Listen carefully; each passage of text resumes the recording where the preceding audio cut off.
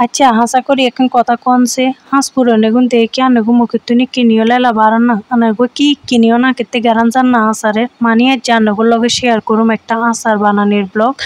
তো I can আচার টাচার বানাইতে পারি না হিলা এটার রেসিপি কইতাম ন এটা হচ্ছে আই যা হারি তা মানে যেনে হারি হেনে আচার বানামু আর কোনো ভুল ত্রুটি হইলে আনারা অবশ্যই আরে শিখাই শুকাই দিবেন বুঝছেন।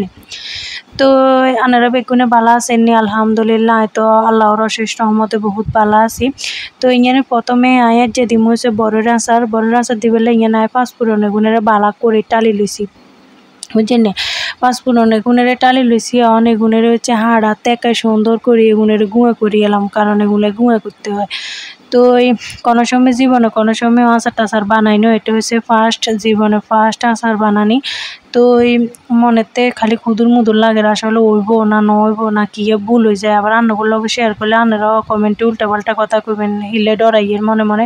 তো আর এতটুকু বিশেষ আছে আনারা আরে উল্টাপাল্টা কোনো কমেন্ট করতেন না আনারা সবসময় সুন্দর কমেন্ট করবেন। তো এনে বড়ের আচার বানাবেলায় যা যা উপকরণ লাগে যেমন বড়ই তারপর হচ্ছে গরম মশলা চিনি লবণ সরিষার তেল তারপর হচ্ছে আদা রসুন হলুদ মরিচ মশলা যা যা লাগে সব কিছু জোগাড় করে এলেছি সুন্দর করে হচ্ছে চুলাতে আগুন দিয়ে লেছি কড়াই বইয়ে দিছি। তারপর হচ্ছে তো কড়াইটা একটু গরম হবার হরে সরিষার তেল দিয়ে দিছি পর্যাপ্ত পরিমাণে। তারপর হচ্ছে গরম মশলাগুলো দিয়ে দিছি গরম মশলাগুলো নাড়াচাড়া করি তারপর আসল যে মশলাগুলো যেমন হলুদ মরিচ মশলা তারপর হচ্ছে আদা রসুন যা যা লাগে ওইগুলো দিয়ে দিছি। আর যত বেশি কষামো তত বেশি হওয়াদ হবো এলাকার বালা করি এখানে সুন্দর করে কষায় লাইছি।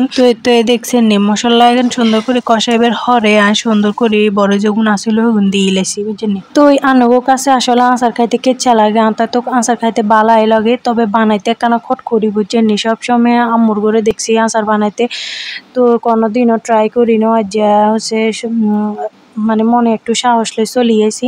তো এখন কষানির হরে বুঝে নেওয়া নিয়ে নাই বড় এগুন দিয়ে লাইছি বড় এগুনের বালা করে থেতলা আইলাইছি কিছু কিছু থেতলাইছি কিছু কিছু গোড়া রাখছি অনেকের বইমেতে চিনি যায় তাকাই নাছিল মাশাল্লাহ দিলে ব্যাজ্ঞান দিয়ে লাইছি যাতে একেবারে সুন্দর মতো একেবারে মিষ্টি মিষ্টি হয় দেখছেন না আর জিরোতে পানি চলে গেছে।